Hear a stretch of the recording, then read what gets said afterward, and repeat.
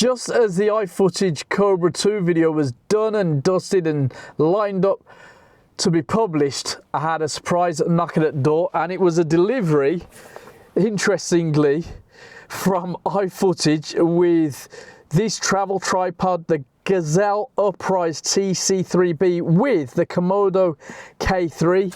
Now, I was not expecting this. I was expecting, before the Cobra 2 video was done with, to have the K5S so I could put it on the Cobra 2 and see how it fared with that, but it didn't arrive. So yeah, maybe iFootage had other plans, and this is it. So let's see if there's anything special about this travel tripod. Well, combo, what with that video head coming through, maybe that's what's so special about it.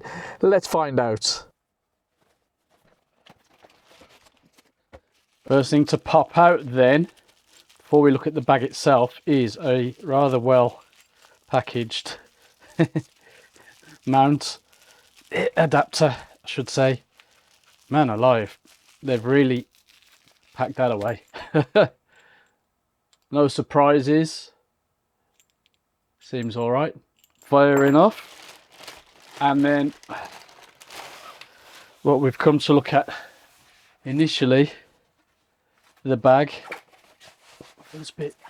Feels a bit weird. Feels, I don't know, nothing special. It's got the straps that you need. It's a bit weird, but there you go. I mean, something feels weird, but yeah, I do like these little pulleys that they use.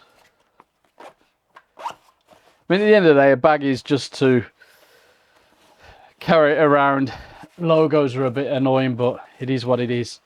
Now, they come with a bit of stuff to help with the packaging. It is quite stuffed in there, which is probably why the bag is quite a funky shape once it's packed down. But there you go, nothing else in there. Yep, I thought so. So there's a little tool there. We'll see if there's somewhere to put that tool on the actual tripod. Massive bag of silica gel. Your usual pack with your stickers and instructions. And really pack it pretty well. The tripod itself, Folded height 46.5 centimeters, very decent. Now, the fully extended height is only 140 centimeters, as you can see. Using these clamps,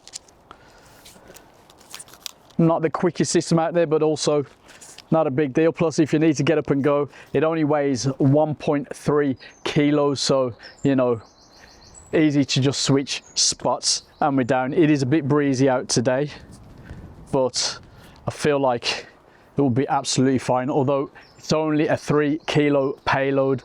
Not a problem for my gear, but something to pay attention to. a few details that I really appreciate. These feet here, if I spin this rubber piece, it reveals the spikes, and they look like they're going to be very decent spikes. If I want to use it on a different surface, such as indoors in the car, you know, a nice flat surface, I can just tighten it that way and it's nice and flat. I don't have to be messing about switching out the feet. I'm good to go. Very nice touch. The clasps, the catches, whatever you want to call them, pretty cool looking things, but they don't seem to be as well made on this one as they were on the Cobra. They don't seem to sit flush enough. They feel tight, but you know, it's not like the best experience. Clearly opening them and getting on with it is absolutely fine though, and closing them down, it feels tight. It just doesn't feel particularly nice, if that makes sense.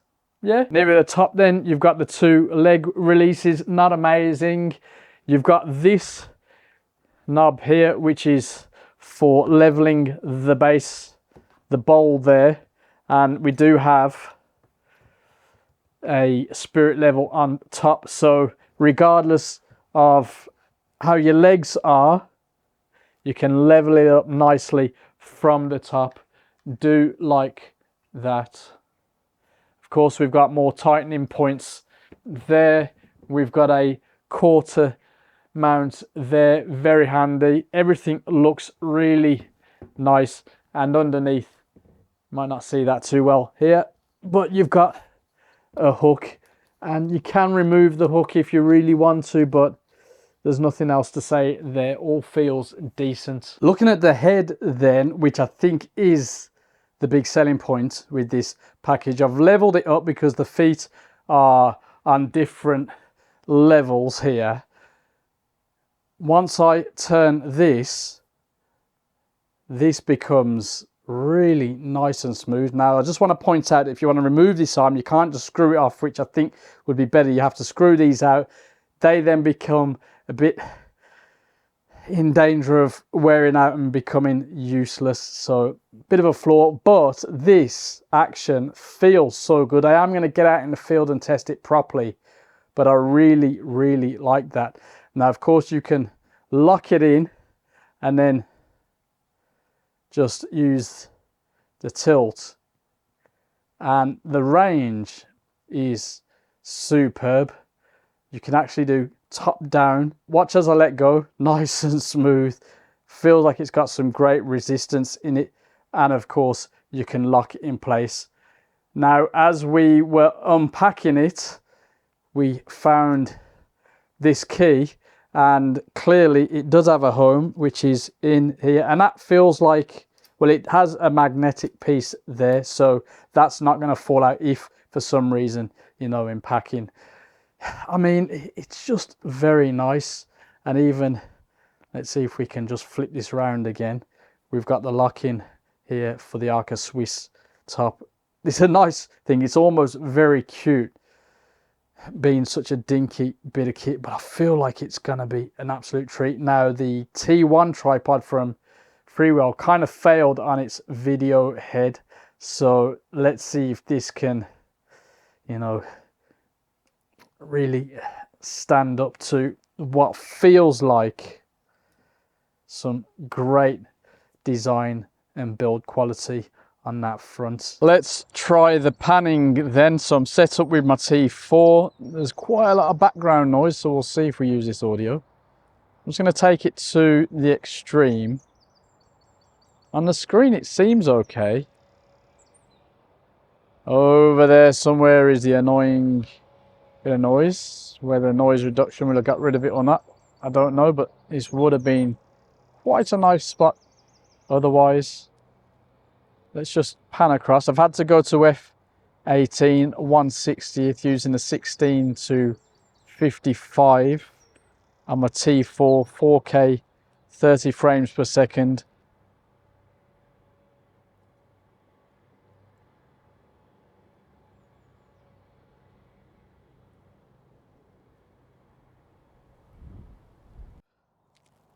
Let's give the tilt a chance. Now I've put the plate on and adjusted it. I think I can let go now. It's doing it on its own. Hey, that could be actually quite usable.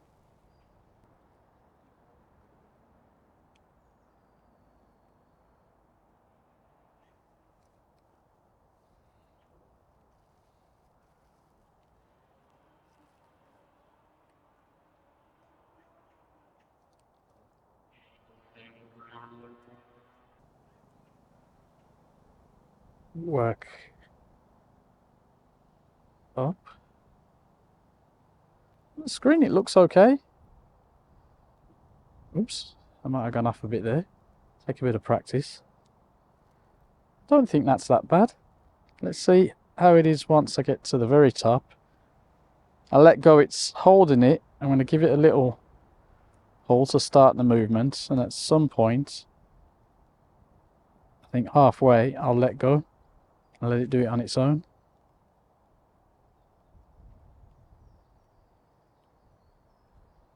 Not quite halfway yet, but I thought I'd let go, but there you go. Now I can let go.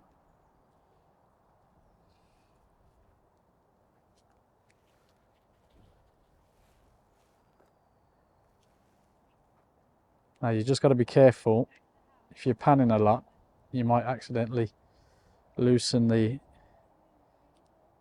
base a little bit, but it seems to be pretty decent. I don't know, what do you reckon?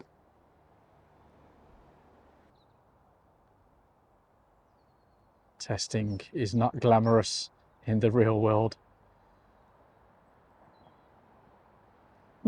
The combo comes in at around £229 and there's definitely a lot going for it. Maybe the main problem for some is that it's lacking in the height area. The buckles aren't quite as well fitting as I expected, but they get the job done. And the arm for the video head, I think, could have been better off as a screw design for getting it on and off, especially over time. Finally, the orientation of the Arca Swiss adapter isn't ideal for those of us that use brackets.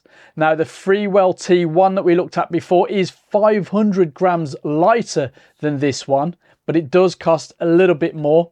It does go taller, it does pack down smaller, and it supports 2K more payload, but I think I'll use this Gazelle Uprise a lot more simply because of the K3 video head.